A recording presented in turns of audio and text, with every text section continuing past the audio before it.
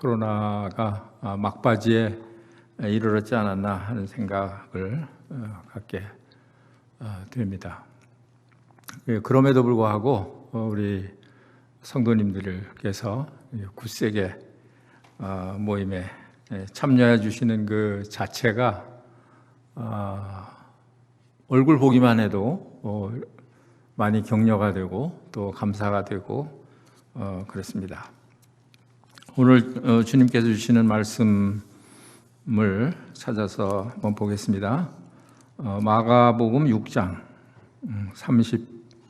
30절부터 44절까지 제가 먼저 읽고 말씀을 드리도록 하겠습니다. 마가복음 6장 30절로 44절까지입니다. 이 말씀은 잘 아시는 어렸을 때부터 들어오신 그 오병이어의 기적이 기록이 되어 있는 말씀입니다.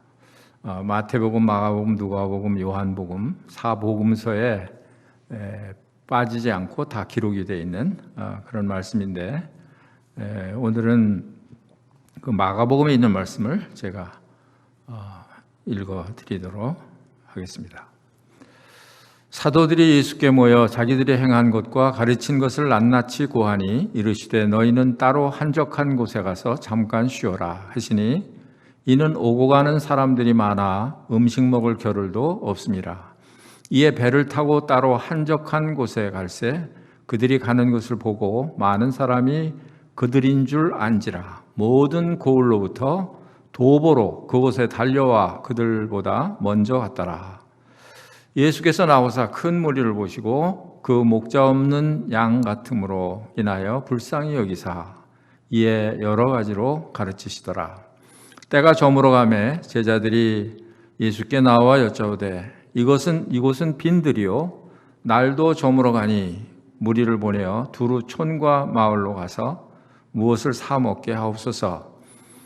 대답하여 이르시되 너희가 먹을 것을 주라 하시니 여짜오되 우리가 가서 200데나리온의 떡을 사다 먹이리까. 이르시되 너희에게 떡 몇 개가 있는지 가서 보라 하시니 알아보고 이르되 떡 5개와 물고기 2마리가 있더이다 하거늘 제자들에게 명하여 그 모든 사람으로 때를 지어 푸른 잔디 위에 앉게 하시니 때로 100명씩 또는 50명씩 앉은지라. 예수께서 떡 5개와 물고기 2마리를 가지사 하늘을 우러러 축사하시고 떡을 떼어 제자들에게 주어 사람들에게 나누어 주어 주게 하시고 또 물고기 2마리도 모든 사람에게 나누심에 다 배불리 먹고 남은 조각과 물고기를 12바구니에 차게 거두었으며 떡을 먹은 자는 5,000명이었더라. 여기까지 적었습니다. 이 말씀은 기적이라고 우리가 얘기를 합니다. 왜냐하면 떡 5덩이와 물고기 2마리를 가지고 5,000명 이상을 먹인 그런 사건이기 때문에 그렇습니다. 여자와 아이 외에 5,000명이라고 그랬으니까 보통 그냥 모이면 여자들 숫자가 더 많지 않습니까? 오늘은 그렇지 않은 것 같습니다. 오후에는 그렇지 않은 것 같은데 뭐 그렇다고 치면 또 한 집에 아이 하나 둘은 다 있을 테고 아마 10,000명에서 15,000명은 되지 않았을까 이런 생각을 하는데 이 무리는 적은 무리가 아닙니다. 엄청 큰 무리예요. 상상을 한번 해보십시오. 제가 광화문 그 집회, 태극기 집회 했을 때 한번 가본 적이 있고 또 우리 윤석열 대통령 당선자가 뭐라 그러네 그걸 강연하는데 한번 가본 적이 있습니다. 난생 처음 특별히 광화문 집회 때 난생 처음 그렇게 많이 모인 그 사람들은 처음 봤습니다. 지금 이 사건도 그보다는 비교할 수 없지만 작지만, 그러나 이때 당시에 그 시골 마을에 15,000명이 모였다. 상상해 보십시오. 이건 엄청난 큰 무리예요. 지금 우리가 살고 있는 이 시대도 15,000명이 모이면요 엄청납니다, 숫자가. 그런데 이 시대에 이렇게 모였다. 이것은 뭐 굉장히 아주 놀라운 그런 장면을 우리가 볼 수가 있습니다. 그렇기 때문에 사람들이 자기의 머리로 이해가 가지 않는다고 해서 이 말씀을 자기의 마음대로 이렇게 꾸며 맞추는 이런 것들이 그 SNS 상에 많이 올라와 있습니다. 그런 것들을 보면서 하나님께서 하나님의 종들을 위해서 뿌려놓은 그런 하나님의 열매들, 하나님의 씨앗들, 그것들도 많이 있지만, 그러나 사탄이 거기다 덧뿌리고 가는 이런 사탄의 씨도 너무 많이 있구나, 이런 생각을 했어요. 그래서 지금도 계속 이렇게 어리석은 영혼들을 계속 그렇게 미혹하고 있는 그런 것을 우리가 간과해서는 안 된다, 이런 생각을 하는 것입니다. 어떤 사람은 말하기를 여기 5,000명이라고 했는데 그건 5,000명이 아니라 그건 번역을 잘못한 것이다. 그래서 천부장 5명이 있었던 걸 이렇게 잘못 번역을 한 거다. 그렇게 해놓은 사람도 보았습니다.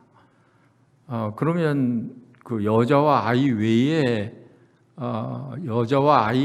그렇게 제자들이 다 세었을 거 아니에요. 숫자를 어떻게 세었을까요? 500명, 50명, 100명 이렇게 앉았으니까 그 무더기만 세어도 금방 숫자가 나오잖아요.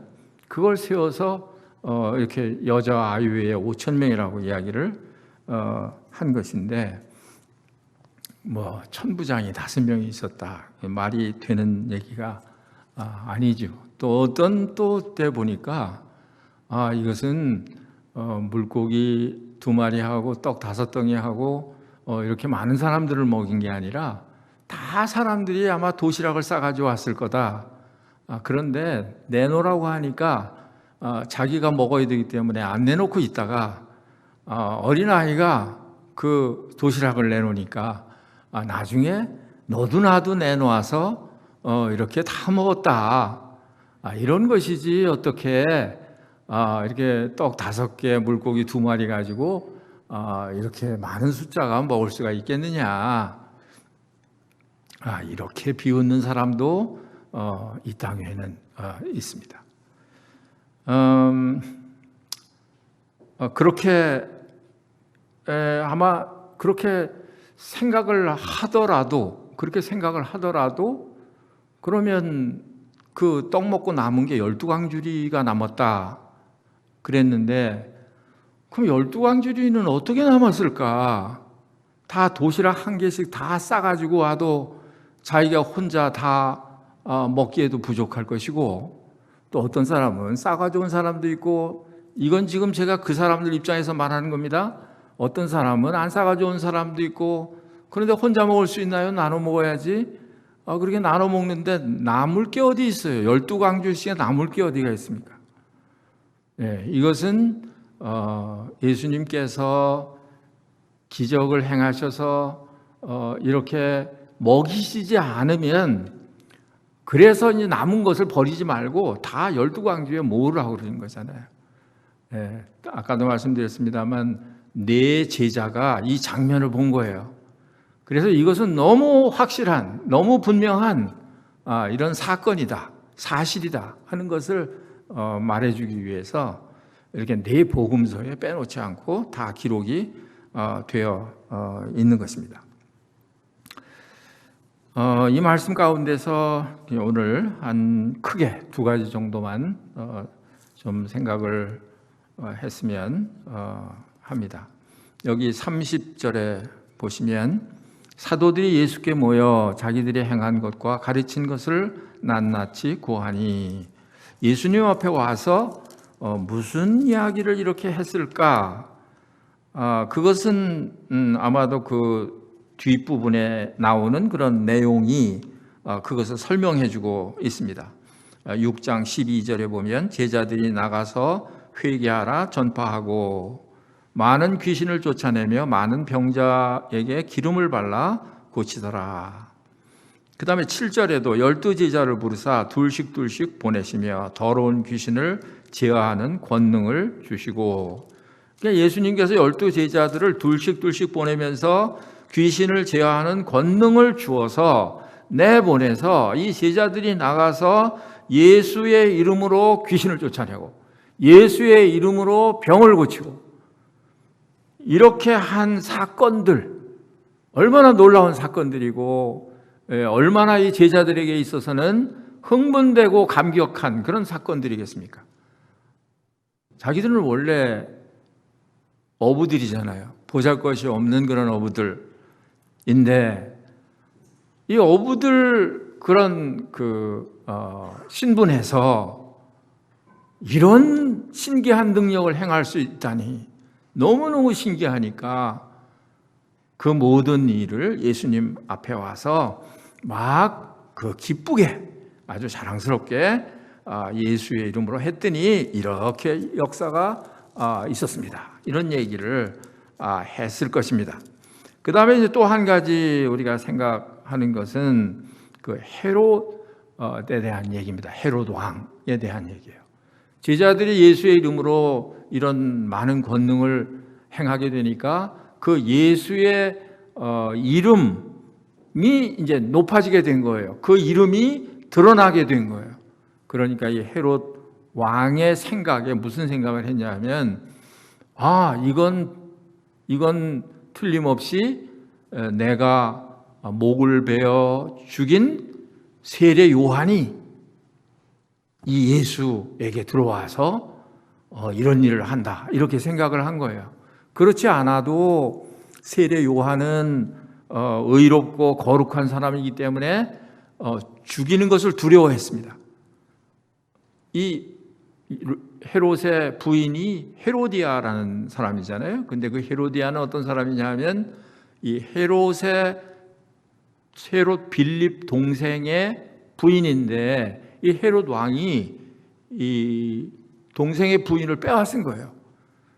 그러니까 세례 요한이 그것이 옳지 않다고 지적을 한 겁니다. 책망을 한 거예요. 그러니 얼마나 미워요. 그 헤로디아가 볼 때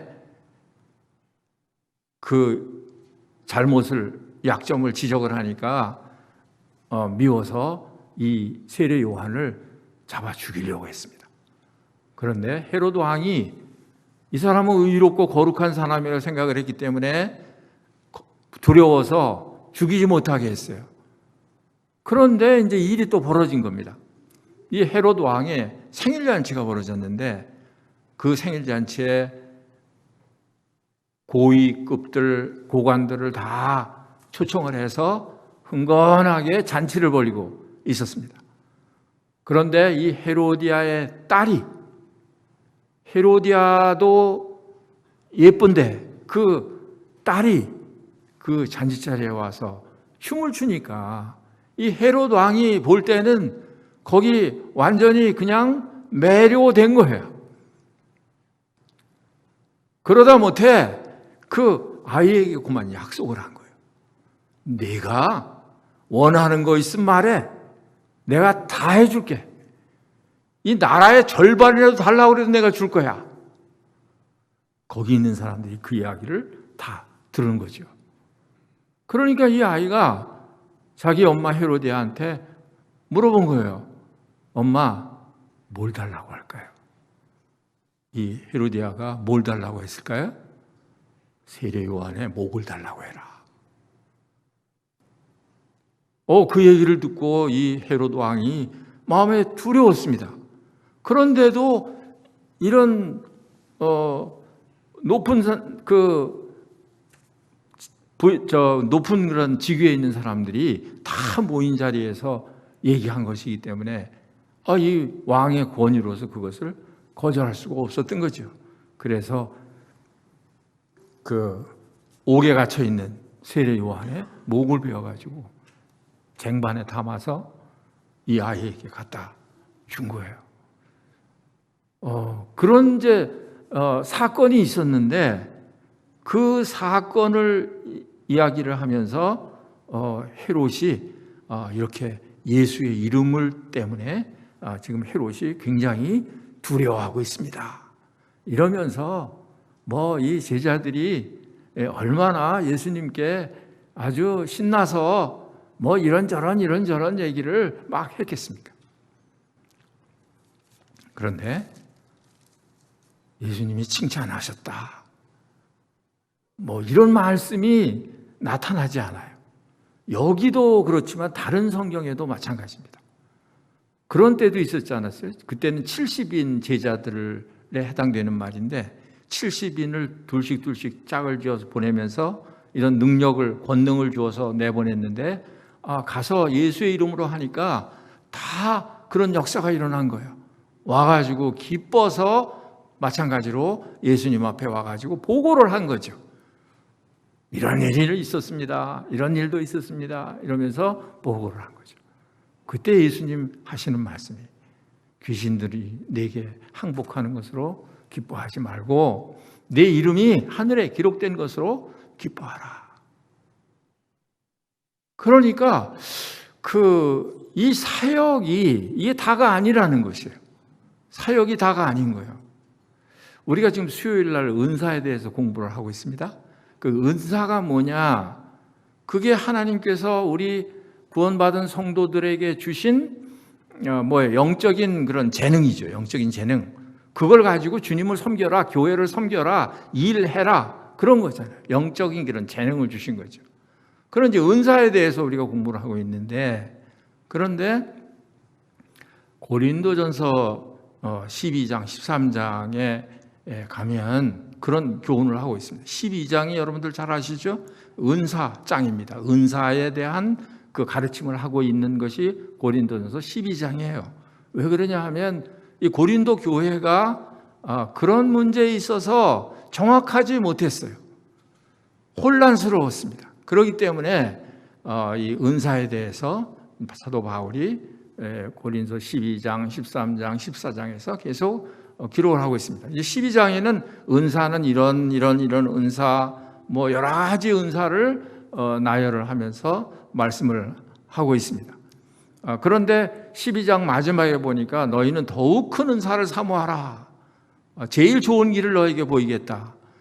이 말은 잘 해석을 해야 되는데 다른 말로 해석을 하면 무슨 말이냐 하면 너희가 이런 큰 은사, 그 앞에 절에 보면 너희가 다 사도겠느냐, 선지자겠느냐, 다 복음 전하는 자겠느냐, 다 그러냐 이런 건 뭐예요? 부정적인 얘기죠.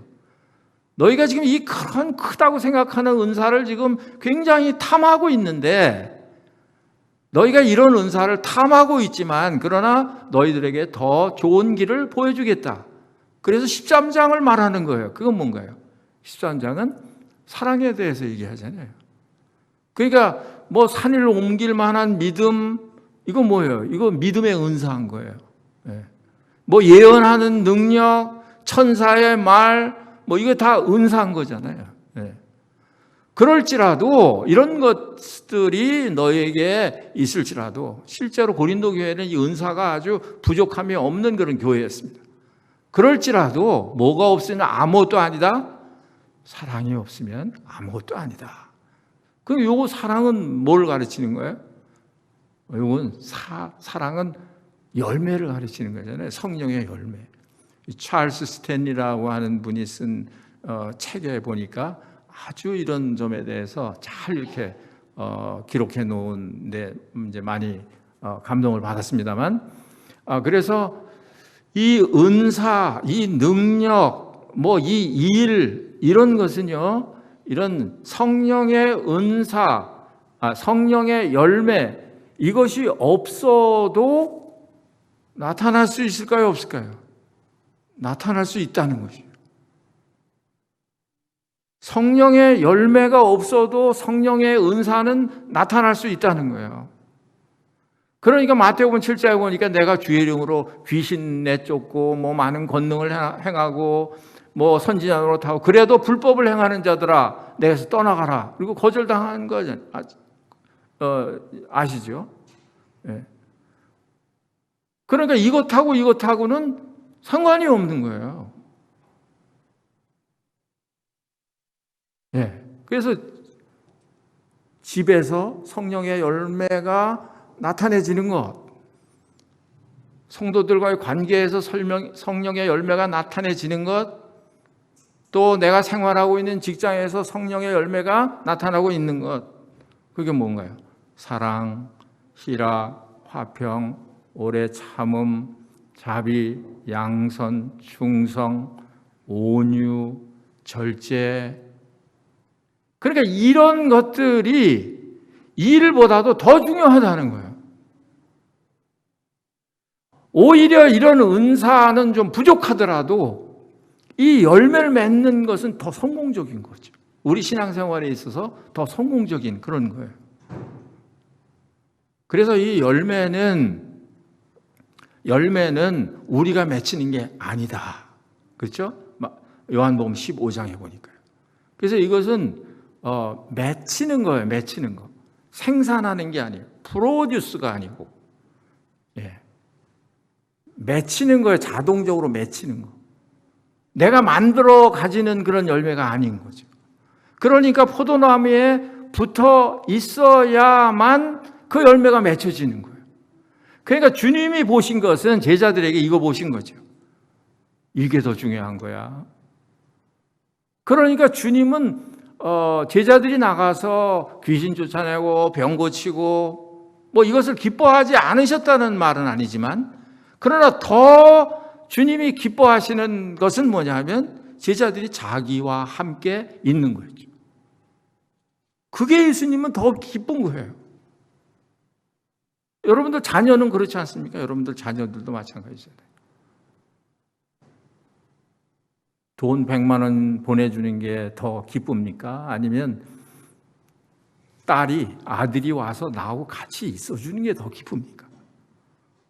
대답 잘 하셔야 돼요. 100만 원 더 기뻐하다 그러면 이건 정상이 아니니까. 그렇죠. 100만 원, 그건 뭐 있으면 쓰고 없으면 또 안 쓰면 되는 것이고. 그런데 아들, 딸이 내 곁에 와서 같이 있어주는 것, 그 기쁨하고 바꿀 수가 없는 거예요. 그런데 반대로 제자들이 생각할 땐 그렇게 생각하지 않을 수도 있는 거예요. 자기들이 나가서 귀신 쫓아내고 병을 고치고 하니까 막 이게 더 신나는 거예요. 그렇게 생각할 수 있다는 거예요. 그런데요, 이 제자들이 주님과 함께 있는 그 시간이 만약에 없다면 그럼 제자들이 그 일을 계속할 수가 없어요. 왜냐하면 그 능력을 누가 준 건데요? 어디로부터 나오는 건데요?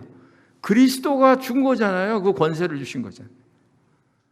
그런데 그리스도와 함께 있지 않고 어떻게 그렇게 그 능력을 계속해서 발휘할 수가 있겠어요? 그래서 가타부타 말씀하시지 않고 그 말이 끝나자마자 예수님께서 야야야야, 우리 따로 한적한 곳에 가서 쉬어야 된다. 가자. 그것도 바로 뭐 어떻게 옆으로 가는 것도 아니고 배 타고 아주 한적한 곳으로 간 곳이 어디냐면 베세다라는 들녘입니다. 그 베세다라고 하는 들녘, 그 베세다라는 뜻의 이름이 어부의 집이라는 뜻이에요. 그러니까 너희들이 지금 굉장히 놀라운 일을 하고 있는데, 그런데 너희들은 본래 누구냐? 너희들은 원래 고기 잡아서 먹고 살던 그냥 어부들이야. 그냥 별 볼 일 없는 사람들이야. 그러니까 초심을 생각해야지. 정치하는 사람들이 뭐 초심 얘기 많이 하던데요. 네. 그렇지 않으면 자기들이 하는 일에 심취해 있을 수 있으니까, 거기에 취해서 거기에 그 황홀감에 도취해 있을 수 있으니까. 그러면 어떻게 될까요? 점점 그 제자들의 능력은 점점 떨어질 거예요. 그래서 롱런을 못하는 거예요. 계속해서 일을 못하는 거예요. 그렇기 때문에 영적으로도 그렇고 육신적으로도 그렇고 쉬는 것이 필요한 겁니다. 이건 아주 절대적인 거예요. 하나님도 쉬셨잖아요. 엿새 동안 천지를 창조하시고 일에 드는 날에 쉬셨어요. 하나님이 무슨 쉬실 필요가 있으신가라고 생각할 수도 있는데, 하나님도 쉬셨다고 하는 건 우리 사람들은 더 그렇지 않습니까? 그러니까 6일 동안 일하고 일에 되는 날, 주일날 빨간 날이잖아요. 그때는 쉬라는 거예요. 계속해서 일할 수 없다는 거예요. 하루 24시간입니다. 그런데 24시간 중에 쉬어야 되는 시간이 3분의 1이에요. 38이 24, 8시간 잔다고 생각할 때 뭐 6시간에서 9시간 자야 된다 그러잖아요. 적어도. 그러니까 3분의 1은 쉬라고 한 거예요. 그러니까 낮이 있고 밤이 있는 거고, 여름에 일하고 겨울이 있는 거고. 옛날 사람들은 다 그랬잖아요. 낮에 일하고 그냥 저녁에는 초저녁부터 쉬는 거예요. 뭐 등잔불 하나 켜놓다가 그것도 석유 다를까 봐 아까워서 빨리 끄고 빨리 자는 거죠. 또 여름에는 일을 하고 겨울에는 또 쉬고. 그러니까 오늘날 세대 사람들보다 옛날 사람들이 훨씬 더 여유가 있는 거예요. 사는 여유가 있었던 거예요. 그러니까 정이 넘쳐나고 이런 거 아니겠습니까? 그런데 오늘날 세대는 한마디로 정신없이 바쁜 세대예요. 쉴 시간이 없는 세대예요. 낮과 밤이 없는 세대예요. 뭐 여름과 겨울이 없는 세대예요. 그렇게 하다 보니까 어떤 현상이 생기느냐 하면 병원 갈 시간도 없는 거예요. 가서 진찰 받을 시간도 없는 거예요. 그 시간을 내서 병원에 가서 진찰을 하다 보니까 뭐 암이 3기, 2기, 4기 뭐 이렇게 나오는 거죠. 너무 바쁘게 사니까 자기 몸을 챙길 그런 시간 여유가 없는 거죠. 마음의 여유도 없고. 그러니까 뭐예요? 열심히 일해서 잘 살려고 하는 건데 오히려 뭐예요? 열심히 일했는데 빨리 죽는 거예요. 그러니까 쉬엄쉬엄 쉬어가면서 하는 사람이, 그렇게 하나님께서 우리 인생을 잘 이렇게 디자인해 놓으신 거예요. 그러니까 그대로 하지 않으면 거기서 부작용이 생기는 거예요. 그래서 우리는 본래 우리의 영혼이 죄로 말미암아 우리의 영혼이 수고하고 무거운 짐, 이런 수고, 이런 쉼이 없는 삶, 이런 게 인생의 그런 삶이에요. 사실은 일하는 거, 노동하는 거, 이것은 아주 좋은 것이잖아요. 거룩한 것이잖아요. 그래서 데살로니가서에 보니까 일을 하지 않으려면 먹지도 말아라. 얼마나 일이 신성한 것인지. 그러니까 이 일을 뭐 판단하거나 이러지 않습니다, 성경은. 그런데 사실은 이 일이라고 하는 건 본래 어디에서 생겨나느냐 하면 에덴 동산에서 사람들이 아담 하와가 범죄하고 난 다음에 저주함으로 생겨난 것이 일이에요. 땀을 흘려야 식물을 먹을 수 있다. 남자에게 내려진 그런 저주입니다. 사실은 저주. 그러니까 이건 어쩔 수 없는 거예요. 인생이 다 피할 수 없는 그런 것이죠. 그러니까 뭐 그건 받아들여야 되고 신성한 것이고 당연한 것이고 그렇죠. 그러나 한 가지 우리가 유념해야 될 것은 뭐냐 하면 쉬는 게 필요하다는 거죠. 그럼에도 불구하고 쉬어야 된다는 거예요. 쉬지 않으면 고장이 생기고 문제가 생기고 계속 일을 하지도 못하고 이렇게 된다. 그래서 마태복음 11장 28절에 보니까 수고하고 무거운 짐진 자들아 다 내게로 오라. 내가 너희를 쉬게 하리라. 주님이 오신 목적도 사실은 우리를 쉬게 하기 위해서 오신 거예요. 그러니까 쉬는 그 마음, 쉬는 그런 영혼, 그걸 가지고 있는 게 믿는 사람들이죠. 나는 마음이 온유하고 겸손하니 내 멍에를 메고 내게 배우라. 그리하면 쉼을 얻으리라. 내 멍에는 쉽고 가벼움이니라. 그래서 예수님의 멍에를 메고 이렇게 살 때에는 우리가 쉼을 얻는다는 거예요. 쉼이 특징인 겁니다. 우리는 얼마나 쉬는 게 미안한지. 알코올에 중독이 되어 있는 사람을 알코올 중독자라고 그러잖아요. 우리가 잘못하면 일에 중독될 수 있어요. 그런 사람은 쉬지 못해요. 왜냐하면 쉬면 뭔가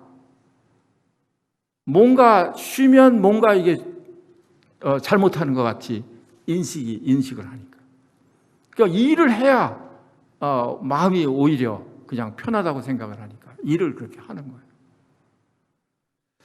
그런 이제 사람들을 많이 보게 되는 것입니다. 그래서 예수님께서 제자들에게 따로 한적한 곳에 가자고 얘기하잖아요. 거기 32절에도 보면 이에 배를 타고 따로 한적한 곳에 갈세. 따로라는 건 이건 이제 거리적으로 이렇게 떨어져 있어야 된다는 거예요. 저는 성도님들 중에 이렇게 여행을 가끔 가시는 분들의 이야기를 듣는데 좀 그 얘기 들을 때 참 좋아요. 참 잘하는 것이다. 뭐 그렇게 인생을 그렇게 어디 갈 새도 없이 그렇게 인생을 바쁘게 사나. 그렇게 여유를 가지고 사는 게 참 좋은 거다. 이렇게 이제 격려를 하곤 합니다만 그게 왜 좋으냐 하면 따로 하기 때문에 그래요. 내가 쓰던 방, 내가 쓰던 침대, 내가 쓰던 살림, 집, 환경 떠나는 거예요. 뭐 그렇다고 나간다고 해서 편한 건 아니죠. 집 나가면 고생이라고 가서 먹는 거, 자는 거 뭐 다 고생이요. 그런데도 쉼을 느끼는 것은 내가 지금 현재 살고 있던 그 환경을 떠났다는 거죠. 떠난 거예요. 그래서 그런 게 중요한 거예요. 그래서 예수님도 제자들을 데리고 떠나는 거예요. 떠나. 그래서 어디로 가요? 한적한 곳으로 가는 거예요. 근데 거기 베세다에 가가지고 제자들하고 예수님하고 한적했습니까? 한적하지 않았어요. 왜 그러냐 하면 사람들이 배 타고 가는 것을 보고 벌써 아는 거예요. 저 예수님이구나, 제자들이구나. 그러니까 사방 군데에서 여러 마을로부터 사람들이 도보로 그 베세다에 모여드는 거예요. 그게 15,000명이에요. 네. 그러니까 예수님께서 아마 어떻게 생각하셨을까요? 우리가 지금 성경을 읽어서 우리가 잘 이해를 하셨죠? 제자들에게 말하기를 좀 쉬려고 하니까 사람들이 이렇게 몰려왔구나. 그랬어요? 제가 그렇게 읽었습니까? 아까? 아니죠.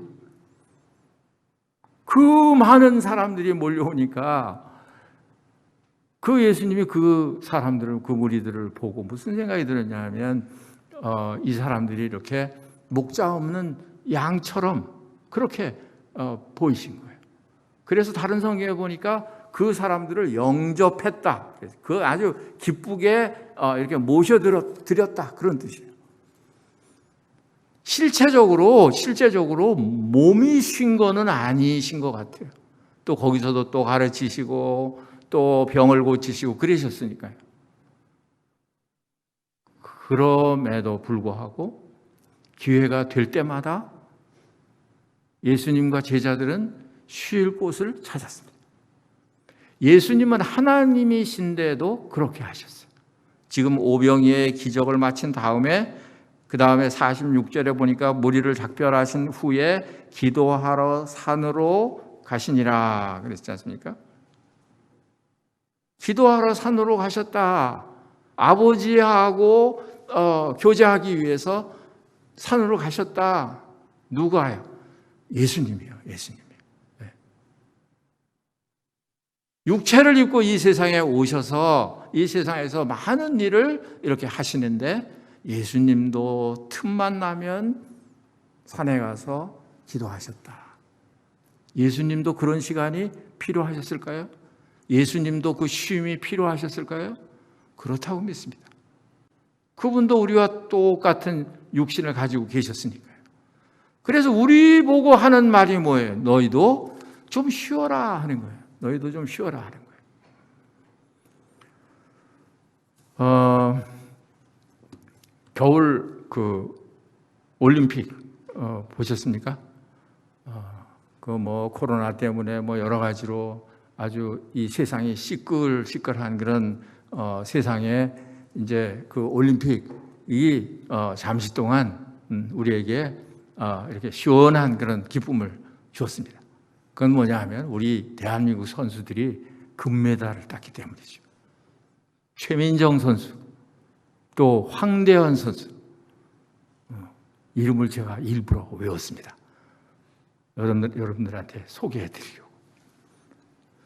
최민정 선수,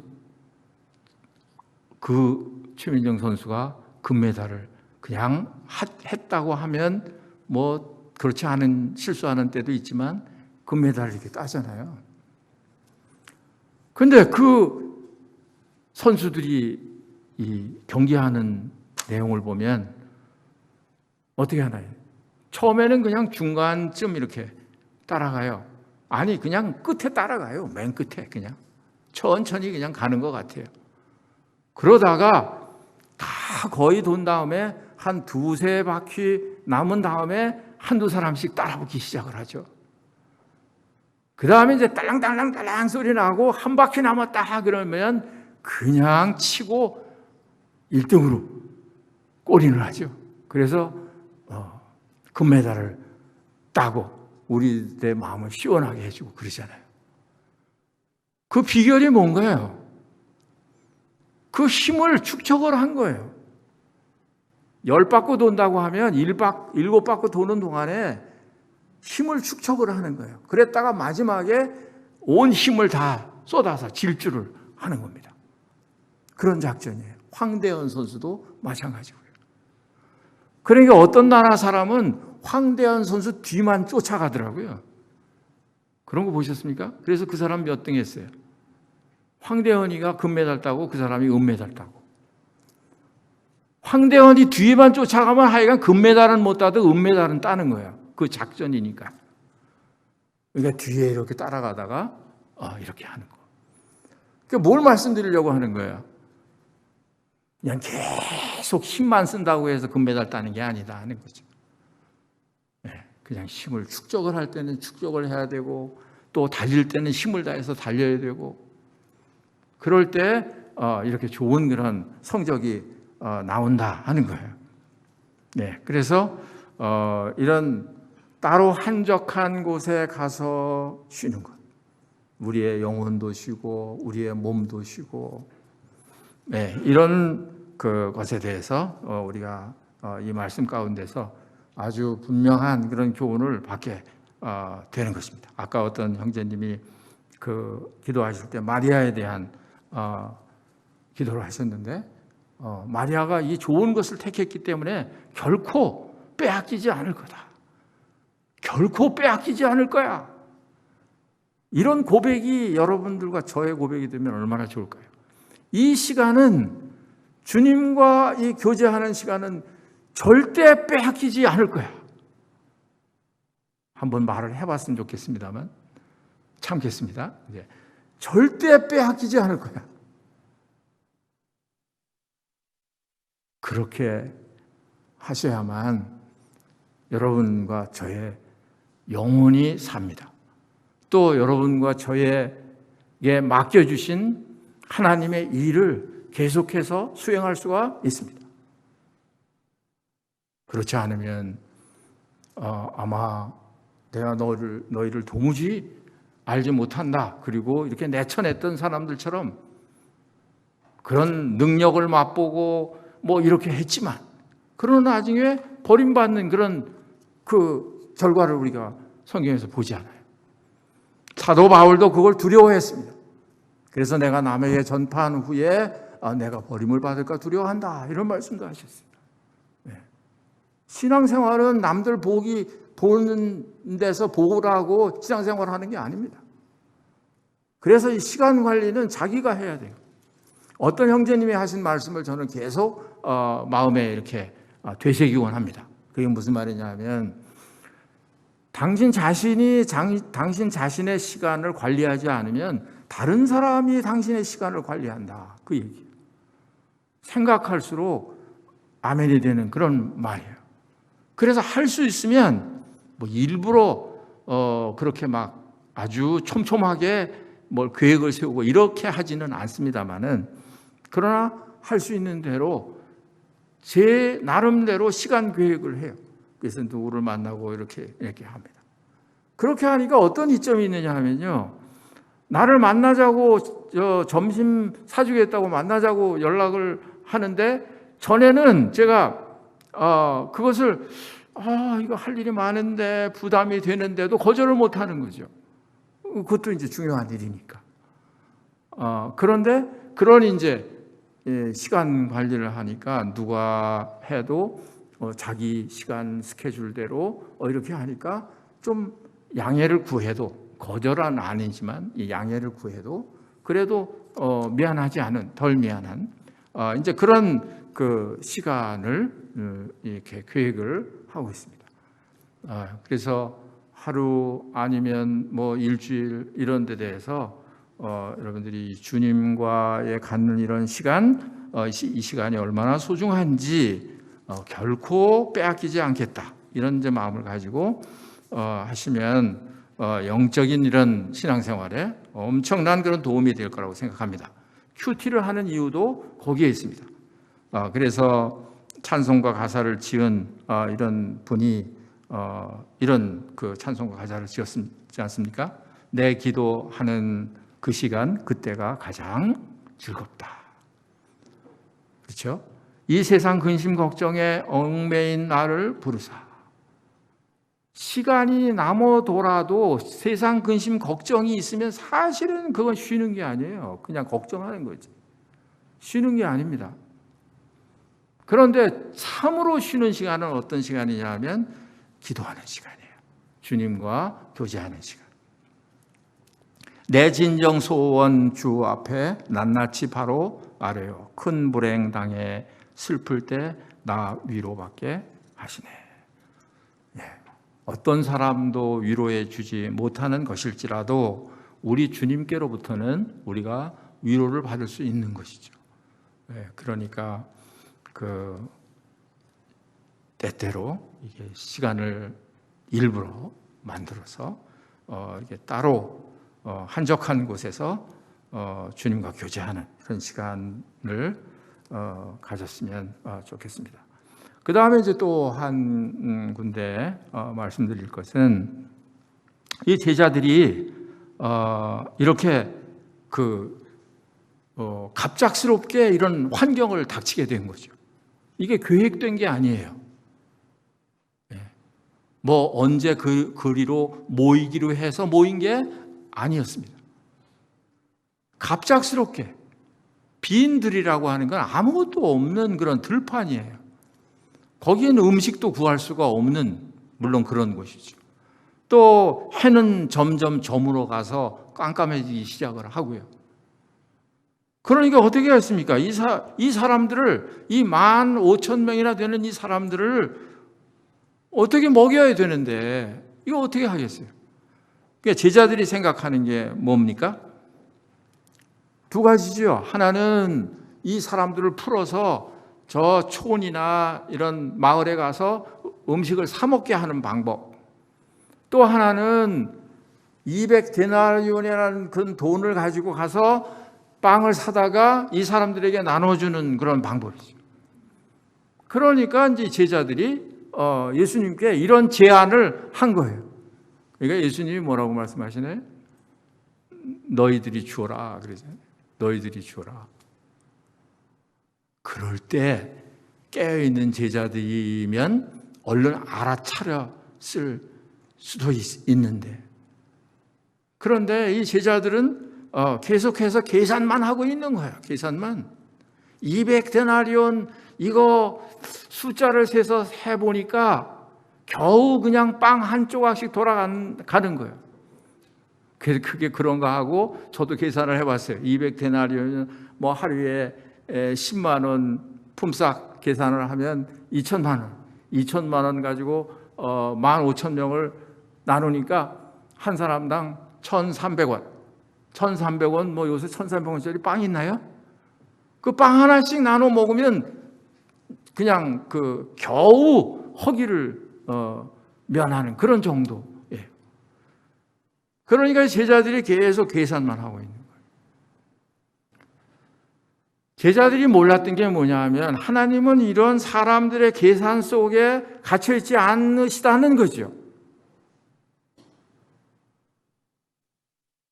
예수님은 이 큰 무리들이 올 때 이 큰 무리들을 어떻게 먹일 건지 마음의 계산을 하셨을까요? 안 하셨을까요? 하셨습니다. 뭘 봐서 알 수 있느냐 하면 요한복음에 보면 같은 사건이 나오는데 거기 보면 예수님께서 빌립이라는 제자한테 이 얼마나 그 빵을 사오면 이 사람들을 먹일 수 있느냐라고 이 빌립에게 물어봐요. 그것은 이 제자들을 시험코자 함이라 이렇게 기록이 되어 있습니다. 어떻게 하나 보자. 그리고 얘기하신 거예요, 사실. 그랬더니 이제 이 빌립도 계산을 하고 예수님께서 뭐라고 말씀하셨습니까? 너희 중에 혹시 뭐 가지고 있는 게 있는지 한번 알아봐라 그런 거죠. 제자들이 그 무리 속에 들어가서 혹시 뭐 음식 가지고 오신 게 있습니까? 그랬겠죠? 그랬더니 어떤 어린아이가 떡 5개 하고 물고기 2마리 하고 자기 먹으려고 가져왔던 게 그것을 이렇게 마음이 순진하니까 이렇게 내놓는 거죠. 그러니까 하나님의 해결책은 간단한 거죠. 오병이어를 들고 축사하시고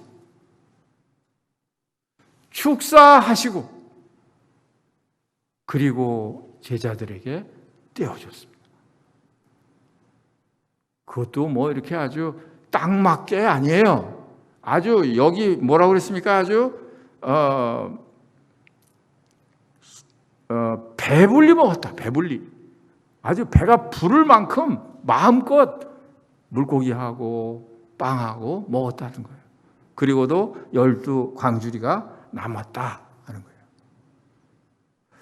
그러니까 제자들이 하는 그런 말, 또 제자들이 예수님과 함께 지금 처해 있는 그런 지금 상황, 아마 그런 상황을 개인적으로도 우리가 만날 수 있고 또 교회적으로도 만날 수 있습니다.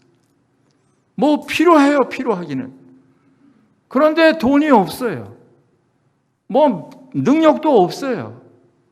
또 거기에다 믿음까지 없어요. 그냥 다 없는 것뿐이에요.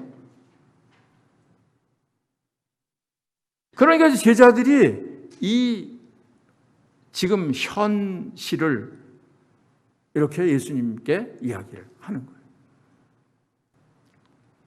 근데 예수님의 해결 방법은 간단하잖아요. 그렇게 하니까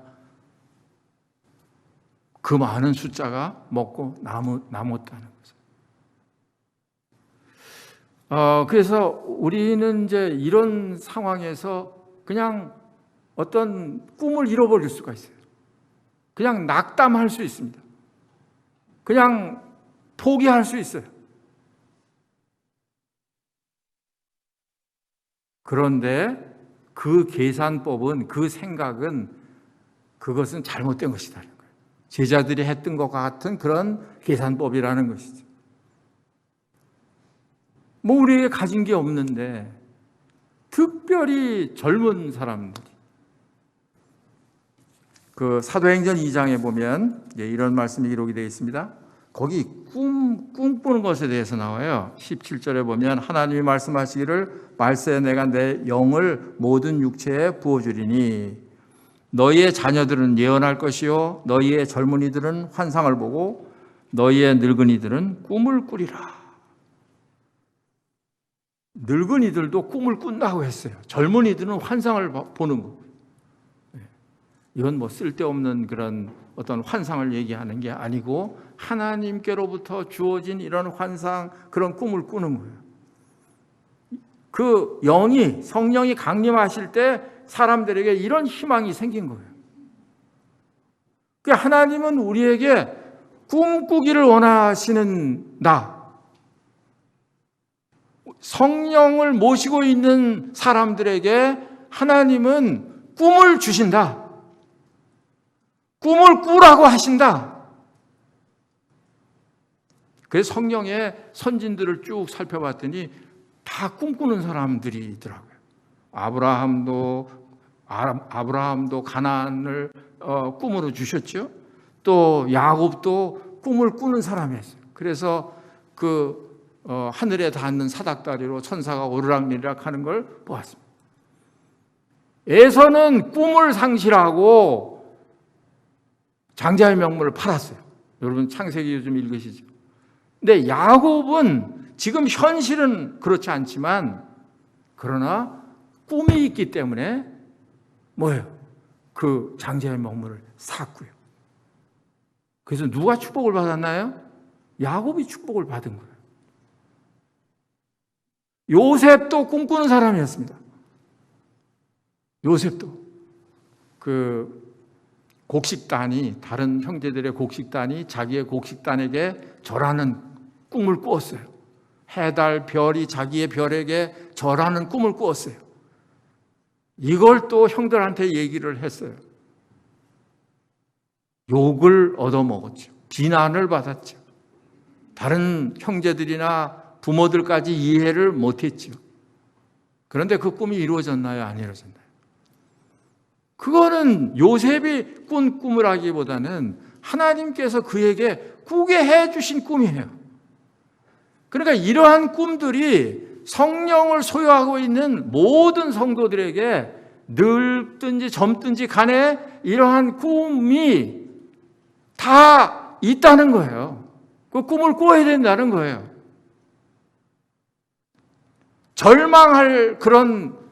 절망해야 되는 그런 사람은 없다는 거예요. 그래서 빌립보서 2장 13절에 보니까 너희 안에서 행하시는 이는 하나님이시니, 우리 안에서 행하시는 이가 하나님이신데 어떻게 그 미래가 없을 수가 있나요? 제일 듣기 두려운 말이에요. 젊은 사람들이 미래가 없어요. 이런 말이에요. 이제 주님이 곧 오시니까, 그냥 우리가 이대로 있다가, 이제 곧 오시니까. 어떻게 보면 신앙이 굉장히 좋으신 것 같은데. 그런데 그건 잘못된 신앙이에요. 주님 오실 때까지 우리는 하나님께서 우리에게 주신 꿈을 가지고 사는 겁니다. 그래서 공부도 해야 되는 것이고요. 사업도 꿈을 가지고 해야 되는 것이고요. 이건 내가 돈 벌려고 하는 사업이라고 생각하는 게 아니라 하나님의 꿈을 이루기 위한 사업이다라고 생각하시면 어떨까요? 이런 꿈을 나에게 주십시오. 그리고 사업을 하는 거예요. 우리는 각자가 다 그런 일이나 환경이나 직업이나 이런 것들이 다 다르죠. 어떤 사람이든지 자기의 위치에서 하나님께서 나에게 주신 꿈을 꿀 수가 있는 겁니다. 어떤 사람이든지. 나는 노인이고 나이가 많으니까 이제 죽을 날만 기다리고 산다. 아니죠. 여기 뭐라고 그랬습니까? 늙은이들이 꿈을 꾼다. 고린도서에서는 뭐라고 했습니까? 우리의 겉사람은 후패하나 우리의 속은 날로 새롭다. 우리의 영혼은 늙는 게 아니에요. 육체가 늙는 것이죠. 그러니까 꿈을 잃어버리면 그건 죽음이에요. 그래서 잠언 29장 18절에 이런 말씀이 있습니다. 묵시가 없으면 백성이 방자에 행하거니와 율법을 지키는 자는 복이 있느니라. 이게 개역 개정 성경에 이렇게 번역이 되어 있고 킹 제임스 번역에는 뭐라고 되어 있냐 하면 환상 계시가 없는 곳에서는 백성이 망한다. 묵시라는 게 꿈이에요. 꿈, 환상, 계시. 이게 없는 백성은 망한다는 거예요. 망한다는 거예요. 이게 없는 개인은 망한다는 거예요. 죽음이나 마찬가지예요. 꿈이 없는 사람이 그래서 목숨을 끊는 거예요. 희망이 없어요. 꿈이 없어요. 이런 사람이 자기 스스로 목숨을 끊는 거예요. 살 그런 이유가 없으니까.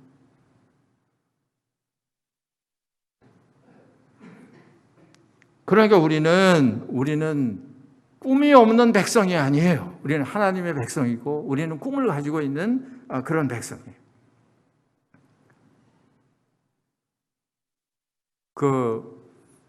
젊은 사람들 얘기를 했습니다만 가나안 땅에 들어간 사람들이 어떤 사람들이에요? 애굽에서 나온 1세대요? 다 못 들어갔어요. 모세도 느보산에 묻혔고 여호수아 갈렙 두 사람만 들어가고 다 그 아래 세대의 사람들이 가나안 땅에 들어간 거예요. 왜 다음 세대가 왜 희망이 없다고 하십니까? 다음 세대가 뭐 믿음이 없다고 하십니까? 다음 세대가 왜 꿈이 없다고 하십니까?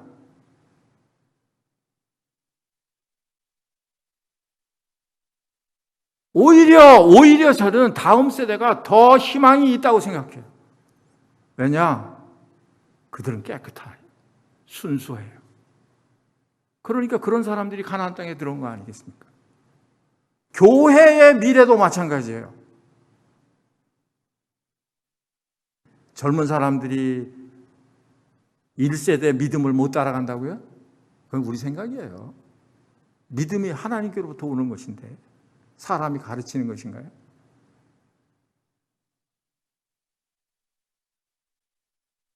그러니까 저는 그렇게 생각해요. 우리 모임의 청년들이, 젊은 사람들이 꿈을 꿨으면 좋겠어요.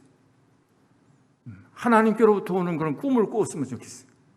내가 어떻게 내 평생에 주님께서 나에게 주신 꿈을 이룰 것인가? 지금 내 형편이나 환경을 보면 이건 뭐 그냥 계속해서 평생을 그렇게 살다가 갈 것 같이 생겼지만 뭐 요셉은 안 그랬고 야곱은 안 그랬고 아브라함은 안 그랬고 누구는 안 그랬나요? 그러니까 꿈을 가지라는 것이죠. 그 인생을 바꿔야 되니까. 하나님의 꿈을 이루기 위한 그 인생으로 바뀌어져야 되니까.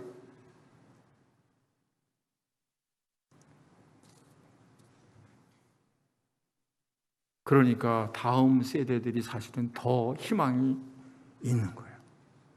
그래서 여러분과 저는 그런 꿈을 꿔야 되죠. 개인적으로도 그렇고 내가 앞으로 주님을 위해서 어떤 꿈을 가지고 있나라를 생각을 하셔야 합니다. 젊은 사람들은 더 그렇고요. 그래서 하나님께로부터 오는 그런 꿈은 여러분과 저의 힘으로 이루어지는 게 아니라 하나님께서 그 꿈을 이루시는 거예요. 요셉의 꿈을 요셉의 힘으로 이룬 거 아니잖아요.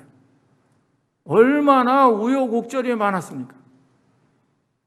이건 뭐 꿈이 아니라 이건 완전히 더 인생의 밑바닥으로 떨어지는 것 같은, 꿈하고는 완전히 반대되는 그런 방향으로 떨어지는 것 같은 그런 시간도 겪었습니다. 그러나 결국은 하나님이 하시는 거예요. 그래서 꿈대로 되지 않았습니까? 형들이 요셉 앞에 와서 엎드려 절하지 않았냐고요. 하나님이 그 꿈을 이루시지 않았냐고요. 아버지인 야곱도 와서 또 그렇게 했습니다. 그래서 하나님이 나에게 주신, 하나님이 교회에게 주신 꿈, 이것은 반드시 이루어지는 거예요. 이 세상 나라는 희망이 없어요. 이 세상 나라는 다 변해가고 망해가고 바뀌어가고 그러고 있습니다. 러시아 이번에 전쟁하는 거 보니까 많은 사람들이 뭐 한 이틀이면 우크라이나를 점령하고 이건 군사력이 비교가 안 된다라고 얘기를 했어요. 그랬는데 실제 뚜껑을 열고 보니까 지금까지도 버티고 있는 거예요. 어떻게 전쟁이 끝날지는 알 수가 없습니다만은, 저는 성도들의 기도를 듣고 계신다고 생각해요. 우크라이나에 있는 그런 성도들이 무릎 꿇고 기도하는 그런 기도를 하나님이 들으시고 계시다는 생각을 합니다. 그러니까 군사력으로는 비교가 안 되는데 하나님이 도우시는 거예요. 이스라엘을 도우시는 거나 마찬가지예요. 강원도 땅덩어리밖에 안 하는 그 작은 그 나라인데, 그런데 그 많은 숫자의 그런 사람들하고 아랍 사람들하고 싸워서 승리하는 게 이스라엘이잖아요. 그 어떻게 살아계신 하나님이 거기 함께 계셔서 그렇게 하시는 것을 우리가 눈으로 보고 있지 않습니까? 그러니까 이 세상 나라는 아무리 강하다고 해도 군사력 2위였습니다. 러시아가. 그런데 우크라이나 하나 지금 점령을 못하고 있는 거 봐요. 영원한 나라가 없어요. 그렇지만 하나님의 교회는 약속이 있는 교회예요. 하나님의 교회는 영원한 것입니다. 그래서 꿈을 꾸는 거예요. 그래서 꿈을 꿔도 괜찮은 거예요.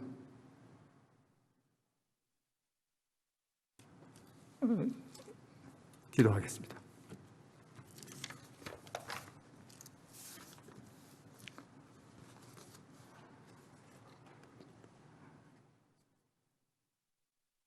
아버지 하나님, 저희들은 때때로 우리의 시선이 현실만 보고 하나님을 보지 못하는 이러한 어리석고 연약한 자들임을 저희들이 압니다. 성령께서 저희들을 도우셔서 우리의 머리를 들게 하시고 주님께서 우리에게 향한 그 비전, 그 꿈을 보게 해 주셔서 저희들이 그 꿈을 향해서, 그 하나님께서 우리에게 주신 그 소원을 향해서 저희들이 모두 일어날 수 있게 해주시고 주님을 기쁘시게 하고 또 마침내 그 약속을 이루어드리는 이러한 저희들이 되게 하시고, 이렇게 하나님 앞에 쓰임을 받는 이러한 저희들이 되게 해 주시옵소서. 특별히 젊은이들에게 또 노인들에게 함께 해주셔서 이러한 꿈을 주시옵소서. 주 예수 그리스도의 이름으로 기도합니다.